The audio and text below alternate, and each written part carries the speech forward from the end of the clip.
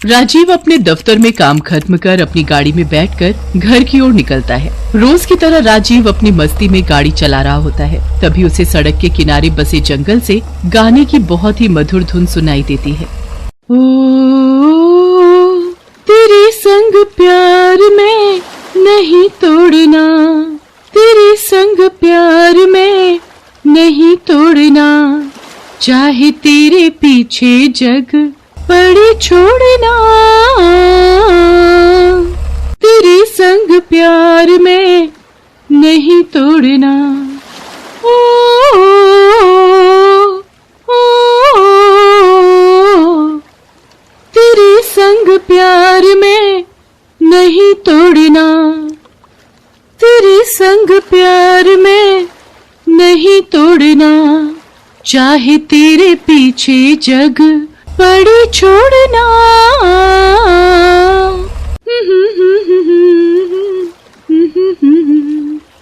वो तुरंत गाड़ी रोकता है और जिस तरफ से आवाज आ रही होती है उस ओर चला जाता है। वहां पहुंचकर राजीव देखता है कि जंगल के बीचों बीच झरने के नीचे सफेद साड़ी में लिपटी एक बेहद ही खूबसूरत लड़की नहा रही होती है। उसकी खूबसूरती को देख राजीव उस पर से नजर नहीं हटा पाता, लेकिन तभी वहां दो मवाली लड़के आ जाते हैं और जबरदस्ती उस लड़की को अपने साथ ले जाने लगते हैं। तभी राजीव झट से वहां पड़ा एक डंडा उठा लेता है और दोनों के सिर पर दे मारता है। राजीव उस लड़की से कहता है कि क्या नाम है आपका? क्या मैं आपको आपके घर छोड़ दूं? मेरा नाम सुनैना है और मेरा कोई घर नहीं है साहब। मैं बचपन से ही एक अनाथ आश्रम में रहती थी, लेकिन आश्रम के मैनेजर की नीयत ठीक नहीं थी, इसलिए मैंने वो आश्रम भी छोड़ दिया। सुनैना की खूबसूरती का तो राजीव पहले ही दीवाना हो चुका था, लेकिन उसकी बातों ने उसके मन को भी छू लिया। देखो, शाम बहुत हो चुकी है, ऐसे में तुम्हारा अकेले यहाँ रहना ठीक नहीं। तुम मेरे साथ मेरे घर चलो। और राजीव सुनैना को अपने साथ अपने घर ले आता है। राजीव की माँ जैसे ही दरवाजा खोलती हैं, तो वो राजीव के साथ सुनैना को देखकर दंग रह जाती है। सुनैना की खूबसूरती देखकर वो भी हैरान रह जाती है। इतनी खूबसूरत लड़की, बेटा कौन है ये? माँ, इसका नाम सुनैना है और ये अनाथ है। अभी इसके पास रहने के लिए कोई घर नहीं है, तो जब तक इसे नया घर नहीं मिल जाता तब तक ये हमारे साथ रहेगी। अगले दिन सुबह विमला जब सोकर उठती है तो देखती है कि घर का सारा काम हो चुका होता है और तभी सुनैना आवाज देती है, माँ जी जल्दी से आ जाइए, खाना तैयार है। बेटी, तुम्हें ये सब करने की क्या जरूरत थी? माँ जी, आप लोगों ने मुझ पर जो मेहरबानी की है उसके आगे तो ये कुछ भी नहीं है। ये सुनकर विमला सुनैना को गले लगा लेती है। धीरे धीरे दिन बीतते गए। सुनैना और विमला भी आपस में बहुत अच्छे से घुल मिल जाती हैं और एक दिन विमला राजीव से कहती है कि बेटा, मुझे तो सुनैना बहुत पसंद है। सुंदर होने के साथ साथ गुणकारी भी है। क्यों ना हम उसे हमेशा के लिए यहीं रख ले? मैं समझा नहीं माँ, तुम क्या कहना चाहती हो? यही कि तुम दोनों शादी कर लो। राजीव ये सुनकर बहुत ही खुश होता है। सुनैना भी शादी के लिए हाँ कर देती है और दोनों की शादी हो जाती है।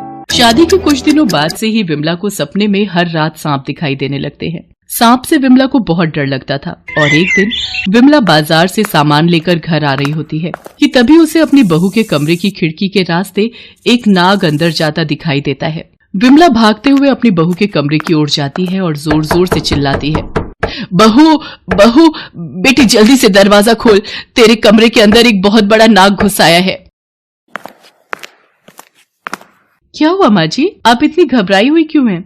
बेटा, तुमने दरवाजा खोलने में इतनी देर क्यों लगा दी? खैर छोड़ो, मैंने अभी अभी तुम्हारे कमरे की खिड़की से एक नाग को अंदर आते देखा है।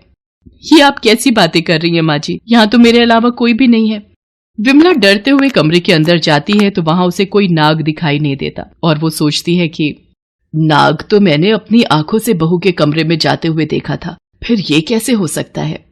उस दिन के बाद से विमला को कई बार घर में नाग दिखाई देता है और एक रोज एक साधु विमला के घर पर भिक्षा लेने आता है। अलख निरंजन भिक्षाम देहि। माता, मुझे बहुत भूख लगी है, अगर कुछ खाने की व्यवस्था हो जाती तो। हाँ बाबा, आप अंदर आइए। विमला सुनैना को आवाज लगाकर साधु के लिए खाना परोसने को कहती है। सुनैना जैसे ही खाना लेकर आती है, साधु जल्दी से खड़ा होता है और बिना कुछ खाए ही गुस्से में वहां से चला जाता है। विमला ये सब देखकर परेशान हो जाती है। उसे कुछ समझ नहीं आता कि साधु ने ऐसा क्यों किया। वो रात भर यही सब सोचती रहती है और अपनी परेशानी का हल ढूंढने के लिए अगले ही दिन सुबह उस साधु के यहाँ पास वाली पहाड़ी पर पहुंच जाती है। तुम यहाँ? हाँ बाबा, मुझे ये जानना है कि उस दिन आपको इतनी भूख लगी थी, लेकिन फिर भी आप थाली में लगे भोजन को छोड़कर आ गए, क्यों बाबा? क्योंकि हम एक इच्छाधारी नागिन के हाथों का भोजन ग्रहण नहीं कर सकते। ये आप कैसी बातें कर रहे हैं महाराज? कौन इच्छाधारी नागिन? तुम्हारी बहू वो एक इच्छाधारी नागिन है जिसकी तलाश मैं कई सालों से कर रहा था। तो इसका मतलब जो नाग मुझे घर में और सपने में बार बार दिखाई दे रहा था वो नाग नहीं बल्कि एक इच्छाधारी नागिन है। हाँ, और वो तुम्हारे बेटे की जान लेना चाहती है। हे भगवान, बाबा अब आप ही मेरे बेटे को उस नागिन से मुक्ति दिलाइए। मैं नाग पंचमी वाले दिन तुम्हारे घर आऊंगा और उस नागिन को अपने कब्जे में ले लूंगा। विमला डरते डरते अपने घर पहुंचती है और बिना अपनी बहू से बात किए चुपचाप जाकर अपने कमरे में लेट जाती है। अगले दिन से ही विमला सुनैना पर नजर रखना शुरू कर देती है। राजीव के दफ्तर जाने के बाद सुनैना भी घर से बाहर चली जाती है। विमला सुनैना का पीछा करते करते उस जंगल तक जा पहुंचती है। सुनैना जंगल पहुंचते ही नागिन का रूप धारण कर लेती है और कुछ ही देर में फिर से इंसानी रूप में वापस आ जाती है और उस झरने के नीचे गाना गाते हुए नहाने लगती है। विमला को अपनी आंखों पर विश्वास नहीं होता और वो चुपचाप घर आ जाती है। कुछ देर बाद सुनैना भी घर आ जाती है। उसे देखते ही विमला कहती है, आ गई तुम इच्छाधारी नागिन। ये आप क्या कह रही हैं माँ जी? बनो मत, अब मुझे तुम्हारी सच्चाई पता लग चुकी है। मैंने अपनी आंखों से तुम्हें जंगल में रूप बदलते हुए देखा है। रुक, अभी मैं तेरी सारी सच्चाई अपने बेटे को बताती हूँ। राजीव बेटा। नहीं नहीं माँ जी, भगवान के लिए आप उन्हें ये सब मत बताइए। अब आपको सारी सच्चाई पता लग ही गई है तो मैं आपसे झूठ क्यों बोलूं? हाँ, हूँ मैं एक इच्छाधारी नागिन। सुनैना को इस तरह गिड़गिड़ाते हुए देख विमला चुप हो जाती है और कहती है, ठीक है, लेकिन पहले मुझे ये बता तूने मेरा ही घर क्यों चुना?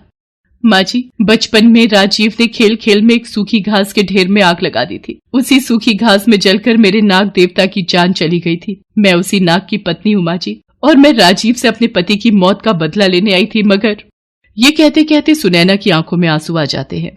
मगर क्या? इस घर में आई तो मैं राजीव को मारने के मकसद से ही थी, मगर जब मैंने उनकी आंखों में देखा तो उनकी आंखों में मुझे अपने पति का चेहरा नजर आया।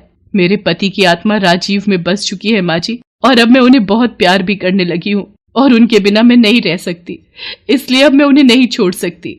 सुनैना की बात सुनकर विमला सोचने लगती है, आखिर है तो ये नागिन ही, इसका क्या भरोसा? अगर घर में रहेगी तो किसी न किसी को डस सकती है, और कहीं कभी इसने मेरे बेटे को ही डस लिया तो नहीं, इसका बंदोबस्त तो करना ही पड़ेगा।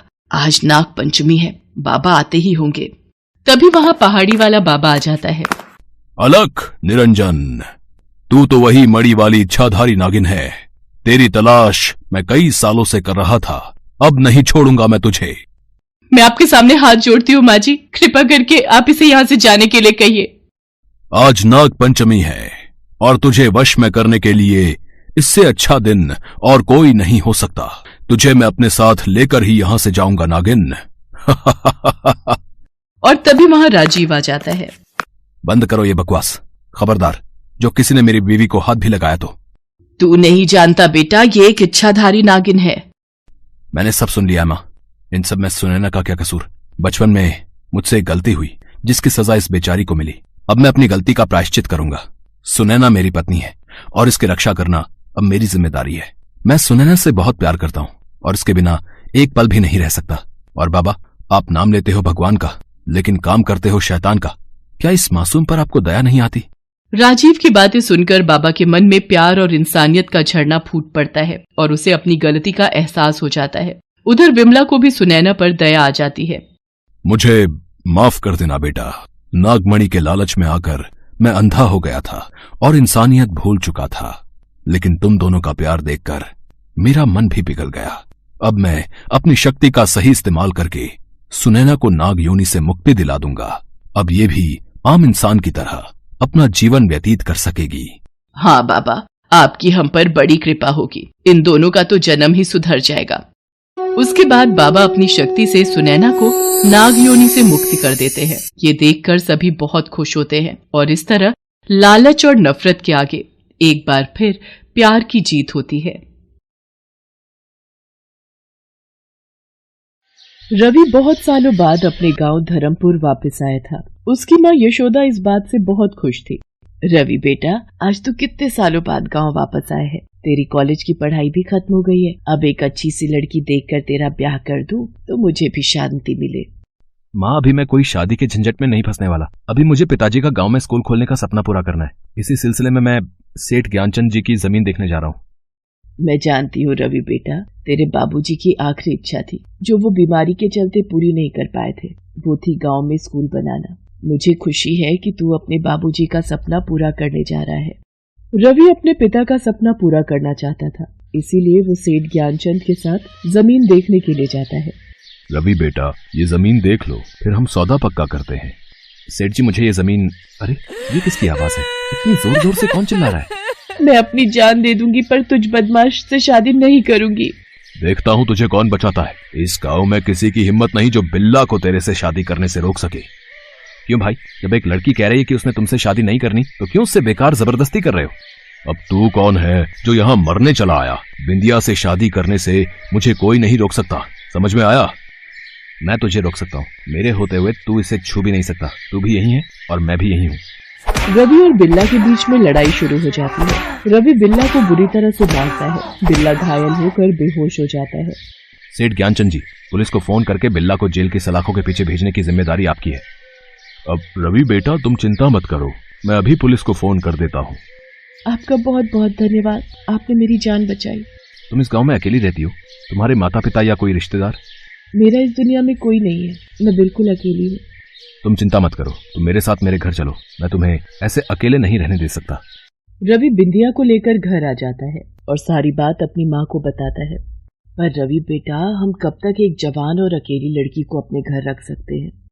माँ, इसके लिए परेशान होने की कोई जरूरत नहीं है। मैंने सोच लिया है, मैं बिंदिया से कल ही शादी करूंगा। अगले दिन रवि बिंदिया से मंदिर में शादी कर लेता है। बिंदिया शादी के बाद रवि और उसकी माँ की बहुत सेवा करती थी। सब कुछ अच्छे से चल रहा था, पर एक रात, अरे पानी रखना भूल गई। बहुत प्यास लग रही है, रसोई से पानी पीकर आती हूँ। हे भगवान, सांप सांप! रवि बेटा बचो, तुम्हारे कमरे में सांप है। कहाँ माँ, सांप कहाँ है? वो बाथरूम की ओर गया है। क्या हुआ माँ जी, आप घबरा क्यों रही हो? आइए बैठिए, मैं पानी लाती हूँ। विद्या बहू, तुमने बाथरूम में कोई सांप नहीं देखा? नहीं माँ जी, बाथरूम में तो कुछ नहीं था। रवि की माँ पूरी तरह से डर चुकी थी। उसने जिस सांप को देखा था उसका ख्याल उसके मन से नहीं जा रहा था। रवि की माँ को यह गलतफहमी एक या दो बार नहीं बल्कि कई बार महसूस हो रही थी। उसे लगता था कि घर में सांप है। आज रात मैं जाग कर देखूंगी, मुझे सच जानना है कि ऐसा क्यों हो रहा है। मुझे सांप क्यों नजर आ रहा है? वो रहा सांप, देखती हूँ ये कहाँ जा रहा है। अरे ये तो रवि के बिस्तर पर चढ़ रहा है। ये क्या? नहीं, ये नहीं हो सकता। इस सांप ने तो बिंदिया बहू का रूप ले लिया। हे ईश्वर, इसका मतलब बिंदिया बहू एक नागिन है। माँ जी रुकिए माँ जी, घबराइए नहीं, मैं रवि को कोई नुकसान नहीं पहुंचाऊंगी। नहीं, तू एक नागिन है, दूर हट, तू मुझे डस लेगी। मैं रवि को सब सच बता दूंगी। रवि बेटा, रवि! माँ जी, आप जानती हो रवि आपकी बात पर कभी विश्वास नहीं करेंगे। मुझे नागिन बनते सिर्फ आपने देखा है, रवि ने नहीं। इसलिए कृपया करके आप मेरी बात सुनो, मैं आपको सब सच बताती हूँ। माँ जी याद कीजिए, ये उस वक्त की बात है जब आप रवि को लेकर मंदिर गई थी और वहाँ पर रवि को एक नाग ने काट लिया था। कोई मेरे बच्चे को बचाओ, इसे सांप ने काट लिया है। वो सामने पेड़ के नीचे एक पहुंचे हुए सपेरे बाबा बैठे हैं और वही आपके बेटे की जान बचा सकते हैं। बाबा मेरी मदद करो, मेरे बच्चे को नाग ने काट लिया है। तुम चिंता मत करो बहन, तुम्हारी बेटी को कुछ नहीं होगा। मेरी बीन की धुन सुनकर नाग अपने आप जहर चूसने आ जाएगा। सपेरा बीन बजाना शुरू करता है। नाग वापस आकर रवि के पैर से सारा जहर खींच लेता है और जंगल की ओर गायब हो जाता है। रवि ठीक हो जाता है। माँ जी, मैं उसी नाग की पत्नी हूँ। मेरे नाग की जान आपके बेटे में है, क्योंकि उस दिन मेरे नाग ने अपनी जान आपके बेटे में डाल दी, पर मेरा पति नाग नहीं बच पाया। इसीलिए मैं आपके बेटे का पीछा करती हुई इस गांव तक आई थी, ताकि मैं आपके बेटे को जान से मार सकूं। पर आपके बेटे ने मेरी इज्जत और जान बचाई। वो बहुत भले दिल के हैं। उन्होंने मुझे सम्मान दिया, मुझे अपनी पत्नी बनाया। इसलिए मैं अपनी सारी दुश्मनी भूल गई और उन्हें अपना पति स्वीकार कर लिया। आप चिंता मत कीजिए, मैं रवि को कोई नुकसान नहीं पहुंचाऊंगी। अब आप सो जाइए, कहीं रवि जाग न जाए। मुझे ऐसे नहीं बैठना, मुझे कुछ करना होगा। मुझे उन सपेरे बाबा को दोबारा बुलाना होगा। रवि की माँ उसी सपेरे के पास जाती है और सारी बात बताती है। उस नागिन के पास नागमणि है, मुझे उसी की तलाश है। माताजी, मैं कल तुम्हारे घर आऊंगा और उस नागिन को पकड़ लूंगा। आपकी बहुत मेहरबानी होगी बाबा। वो नागिन मेरी बहू बनकर मेरे घर में आ गई है। अब सिर्फ आप ही हमें उससे बचा सकते हो। मैं आपकी प्रतीक्षा करूंगी। सपेरा रवि के घर पहुंचता है। बीन की आवाज सुनकर बिंदिया घबराहट में आ जाती है। माँ जी, आपने इस सपेरे को क्यों बुला लिया? ये सपेरा मेरी नागमणि चाहता है। इसकी वजह से मेरी जान को खतरा है। ये मुझे पकड़ कर ले जाएगा। तो अच्छी बात है ना, पकड़ कर ले जाए। मैं भी यही चाहती हूँ, और तेरे होने से मेरे बेटे की जान को खतरा है। बाबा, जल्दी से इस नागिन को पकड़ लो। नहीं, मैं नागिन रूप में नहीं आऊंगी, चाहे तुम कुछ भी कर लो। रवि, मुझे बचा लो। ये सब क्या हो रहा है? माँ, ये कौन है? और ये जबरदस्ती बिंदिया को अपने साथ ले जा रहा है, और तुम देख रही हो। मैं वक्त पर ना आता तो ये बिंदिया के साथ न जाने क्या सलूक करता। तुम नहीं जानते हो, जिसे तुम अपनी पत्नी कह रहे हो वो एक नागिन है जो तुम्हारा सर्वनाश कर देगी। सर्वनाश तो अब तेरा होगा। मैं तुझे पुलिस के हवाले कर दूंगा। जैसे ही रवि सपेरे को पकड़ने लगता है, सपेरा बीन बचाने लगता है और बिंदिया धीरे धीरे इच्छाधारी नागिन के रूप में आ जाती है। रवि, डरो नहीं, मैं तुम्हें कोई नुकसान नहीं पहुंचाऊंगी। बिंदिया रोते हुए रवि को अपनी सारी सच्चाई बता देती है। मुझे इससे कोई फर्क नहीं पड़ता बिंदिया। तुम्हारी पिछली जिंदगी क्या थी, और अब तुम मेरी पत्नी हो, इसलिए मैं तुम्हारे साथ कुछ गलत होते नहीं देख सकता। मैं तुम्हारे साथ तुम्हारे इस रूप में रहने के लिए भी तैयार हूँ। एक बार तुमने मेरी जान बचाई थी, अब तुम्हारी जान बचाना मेरा कर्तव्य है। अब माताजी, इन दोनों का प्रेम देखकर मेरी भी आंखें भर आईं। मैं ये क्या अनर्थ करने जा रहा था? मैं भी भगवान का भक्त हूँ, फिर मैं किसी के साथ गलत कैसे कर सकता हूँ? इसलिए अब मैं प्रायश्चित करूंगा। मैं अपनी शक्तियों से बिंदिया को नागिन से साधारण मनुष्य बना दूंगा। सपेरा कुछ मंत्रों से बिंदिया को साधारण मनुष्य के रूप में परिवर्तित कर देता है। बिंदिया अब नागिन नहीं थी, वो हमेशा के लिए मनुष्य रूप में आ गई थी। बिंदिया की सास रवि और बिंदिया को गले से लगा लेती है। उसके बाद रवि अपने स्वर्गवासी पिताजी का अधूरा सपना पूरा करता है और बच्चों के लिए स्कूल बनवाता है।